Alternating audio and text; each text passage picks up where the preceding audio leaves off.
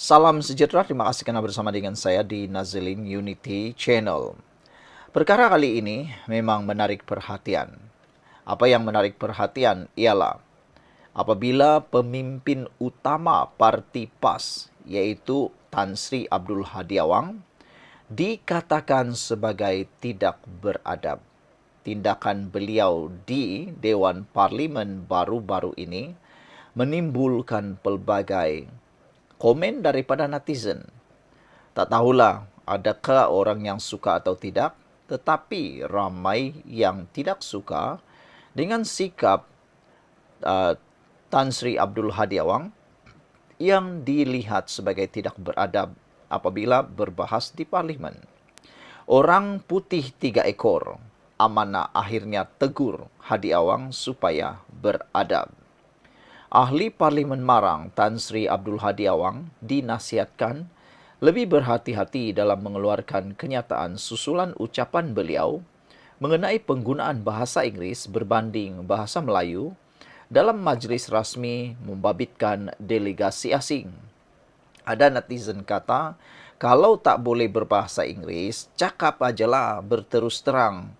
Jangan pula menggunakan isu kononnya tidak membudayakan atau tidak memperjuangkan, memperkasakan bahasa Melayu pula.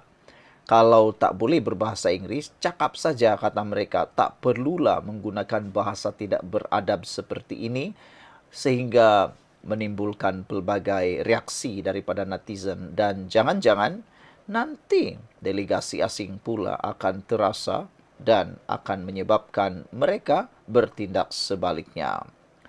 Pengerusi Biro Kesenian dan Kebudayaan Amanah, Wan Anwar Wan Ibrahim berkata, kenyataan Abdul Hadi adalah tidak wajar dan tidak beradab. Jelasnya sebagai sebuah negara yang aktif dalam hubungan antara bangsa.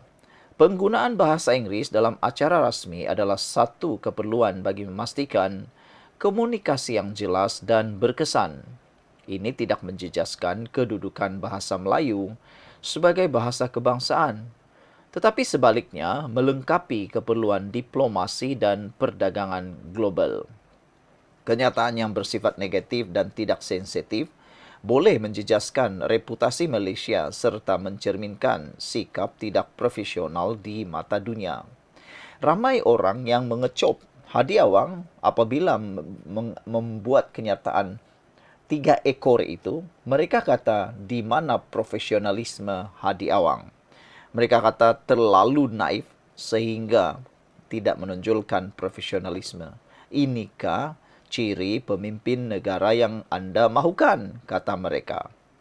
Hubungan diplomatik perlu dibina atas asas saling hormat menghormati dan komunikasi yang berkesan, bukan dengan ungkapan yang boleh dianggap memperlekehkan pihak lain, katanya dalam satu kenyataan hari ini. Menurut Wan Anwar, usaha memartabatkan bahasa Melayu perlu dilakukan secara strategik dan praktikal, tanpa perlu memperlekehkan bahasa lain. Katanya, keseimbangan antara identiti nasional dan keperluan komunikasi global adalah amat penting bagi memastikan Malaysia terus dihormati sebagai sebuah negara yang beradab dan berwibawa. Sehubungan dengan itu, saya menyeru agar ahli Parlimen Marang lebih berhati-hati dalam mengeluarkan kenyataan agar tidak menimbulkan salah faham serta ketegangan dalam kalangan rakyat dan masyarakat antarabangsa, ujarnya lagi. Semalam, Abdul Hadi mendakwa segelintir pihak kini lebih mengutamakan penggunaan bahasa Inggeris dalam majlis-majlis rasmi, meskipun majoriti tetamu adalah rakyat Malaysia. Katanya, usaha memertabatkan bahasa Melayu di negara ini dilihat masih lemah, terutama dalam urusan rasmi dan acara-acara besar yang diadakan, sedangkan ia adalah bahasa kebangsaan. Abdul Hadi berkata demikian ketika mana Parlimen pada semalam menerima kunjungan delegasi Dewan Rakyat United Kingdom UK. Sekian dulu untuk kali ini. Jangan lupa tinggalkan komen anda. Salam sejahtera. Terima kasih karena bersama dengan saya di Nazilin Unity Channel. Satu lagi kejayaan Anwar Ibrahim yang tak pernah dilakukan oleh sesiapa, terutamanya Parti Pembangkang Perikatan Nasional pimpinan Muhyiddin Yassin sewaktu dia menjadi Perdana Menteri.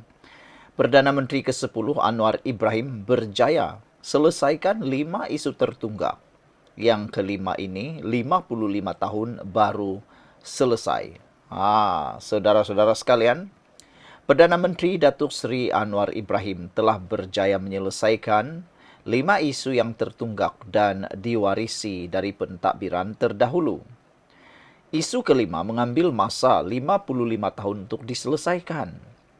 Kesemua 5 isu berikut telah diselesaikan oleh Anwar Ibrahim dalam tempoh kurang daripada 1 penggal dalam pemerintahannya.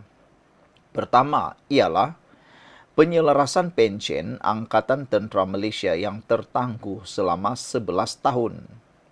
Kedua ialah masalah perumahan 245 pekerja ladang di Bestari Jaya diselesaikan selepas 27 tahun.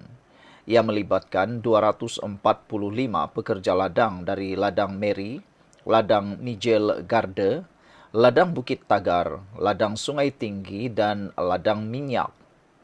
Ketiga ialah pampasan kepada masyarakat orang asli Sarawak yang terpaksa dipindahkan ekoran pembinaan empangan bakun. Keempat, melibatkan pesawah. Buat kali pertama, Bernas telah berkongsi 30% keuntungan bersih mereka dengan pesawah selepas 30 tahun. Kelima, ialah pemberian khas untuk negeri Sabah dan Sarawak. Kali terakhir Sarawak menerima pemberian khas ialah pada tahun 1969 sebanyak 16 juta ringgit. Sabah pula menerima 125.6 juta. Di bawah pentadbiran Anwar Ibrahim, kedua-dua negeri telah diberikan pemberian khas sebanyak 600 juta ringgit. Tiada seorang Perdana Menteri terdahulu yang mampu menyelesaikan masalah-masalah di atas sebelum ini. Saudara-saudara sekalian, itulah akhirnya selesai selepas beberapa puluh tahun. Yang paling menarik ialah perkara yang kelima itu, menaikkan peruntukan khas Sabah sebanyak kepada 600 juta ringgit. Peruntukan Sarawak tidak pernah dinaikkan selama 55 tahun. Diulang semula, 5 perkara yang dilakukan oleh Anwar Ibrahim yang tidak dapat diselesaikan oleh mana-mana Perdana Menteri sebelumnya. Yang pertama, selepas kes selesai selepas 11 tahun tertangguh. Penyelarasan pencen veteran Angkatan Tentera Malaysia. Dan yang kedua, perumahan 245 pekerja ladang, kes selesai selepas 26 tahun tertangguh. Bayangkan, 26 tahun tertangguh tidak selesai. Tapi yang ini, pembangkang tak pernah berani cakap. Yang ketiga, pampasan RM1.7 juta projek bakun kepada penduduk, kes selesai selepas 27 tahun tertangguh. Dan yang keempat, hak 30% keuntungan Bernas kepada pesawah. Hak ini tidak diberikan selama 30 tahun. Dan yang kelima, menaikkan peruntukan khas Sabah dan Sarawak. Peruntukan Sarawak tidak pernah dinaikkan selama 55 tahun. Sekian dulu untuk kali ini. Jangan lupa tinggalkan komen Anda.